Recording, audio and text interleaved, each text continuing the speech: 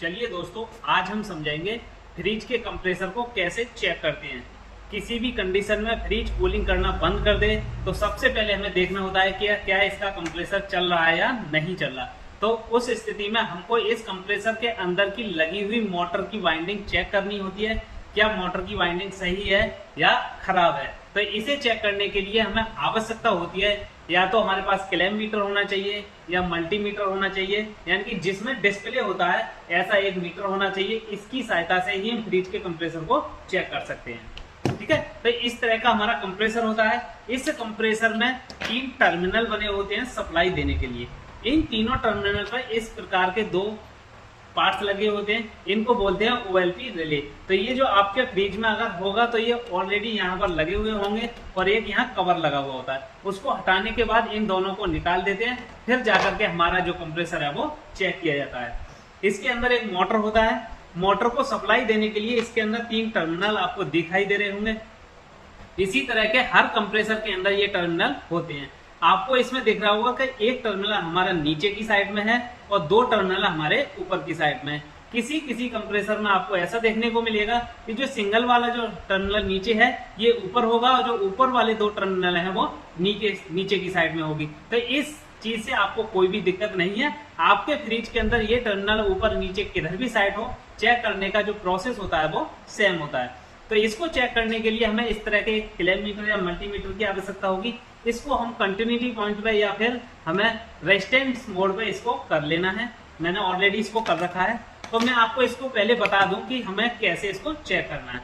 तो इसकी जो पिने हैं, इन पिनों पर बारी बारी से क्लैम मीटर या मल्टीमीटर की दोनों प्रोबों को हम लगाएंगे। एक प्रोब को, यानी कि 2 प्रोब हैं हमारे, एक किसी भी एक पिन पर लगाएंगे, दूसरा किसी भी लगाएंगे, तो इसके अंदर कोई ना कोई रीडिंग शो होती है। तो वही हम समझते हैं कि सबसे पहले हमें कौन कौन से पिन पर लगाना होगा। तो दोस्तों, ये जो सिंगल पिन होती है, चाहे हमारी नीचे हो चाहे हमारी ऊपर हो, ये होती है हमारी कॉमन पिन। और जो राइट हैंड साइड की साइड में होती है, यानी कि हमारी इसमें सिंगल पिन नीचे है और जो राइट हैंड साइड की तरफ है ये है हमारी रनिंग पिन, और ये जो हमारी लेफ्ट साइड की तरफ है ये है हमारी स्टार्टिंग पिन। ठीक है, तो ये है हमारी कॉमन, जो अकेली जो पिन होती है वो कॉमन की होती है। तो एक प्रोब तो रखेंगे हम कॉमन पर और दूसरी को रखेंगे बारी बारी से, हम दोनों में से किसी पर भी रख सकते हैं। अगर हम राइट हैंड साइड वाली यानी कि रनिंग पर रखेंगे तो इसकी रीडिंग जो भी आएगी उसे नोट कर लेंगे, और जो फिर रखेंगे हम स्टार्टिंग वाली पर, उसकी भी रीडिंग को नोट कर लेंगे। तो पहले हम इसमें देखते हैं कि इसमें क्या क्या रीडिंग आ रही है, तो इसको हम चेक करते हैं। तो आपको अगर मल्टीमीटर की डिस्प्ले अगर दिख रहा हो तो मैंने सबसे पहले एक जो प्रोब है उसको लगा लिया नीचे कॉमन वाली पे, और फिर मैंने दूसरा लगाया हमने स्टार्टिंग वाली पे, यानी कि जो लेफ्ट हैंड साइड की तरफ है। ठीक है, तो इसमें जो भी रीडिंग हमारी शो हो रही है वो आपको दिख रही होगी। अब हम इसको बदल करके लगाएंगे, जो हमने रनिंग वाली को मैंने बताया था राइट हैंड साइड की तरफ, इसमें भी जो भी रीडिंग आई होगी आपने देख ली होगी।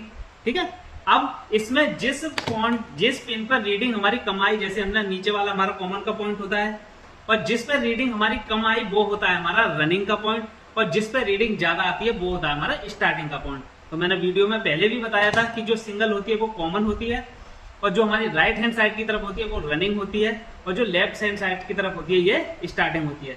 अगर इस तरह से मान सही आया, कॉमन पर रखने के बाद जो हमारी राइट हैंड साइड की पिन है उस पर मान कम आना चाहिए, और लेफ्ट हैंड साइड की तरफ है उस पर मान हमारा ज्यादा आना चाहिए।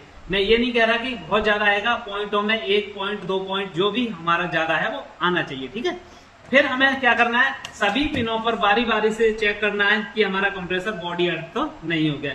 इन पिनों पे तो देख लिया हमारा मान सही है, इस तरह का आ रहा है, तो हमारा कंप्रेसर की जो बाइंडिंग है वो प्रॉपर सही है।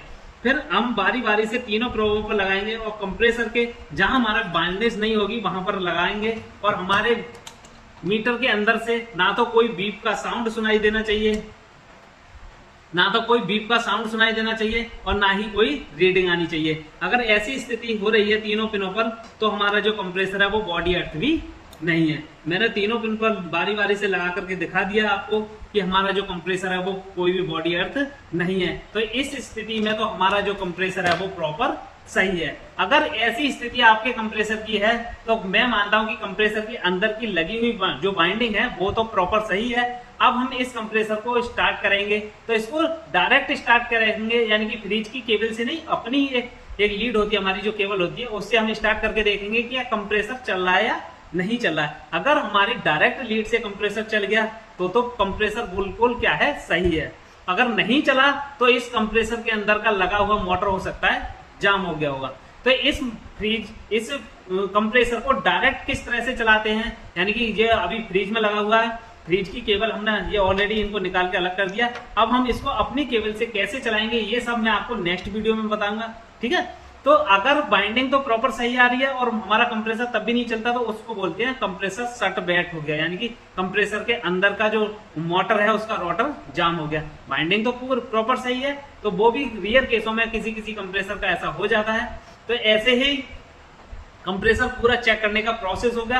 आप भी अपने कंप्रेसर को चेक कर सकते हैं। अगर आप नए टेक्नीशियन हैं तो भी इसी तरह से अपने कंप्रेसर को आप चेक कर सकते हैं, या फिर आप अपना फ्रिज को रिपेयर करा रहे हैं तो टेक्नीशियन द्वारा जो चेक किया गया उसका प्रोसेस पूछ सकते हैं, क्या हमारे कंप्रेसर की जो कंटिन्यूटी है वो प्रॉपर सही आ रही है या नहीं आ रही है। तो ये नए टेक्नीशियन के लिए और नए, यानी कि हमारा फ्रिज हम रिपेयर करा रहे हैं, तो दोनों के लिए ये वीडियो बहुत ही ज्यादा हेल्पफुल है।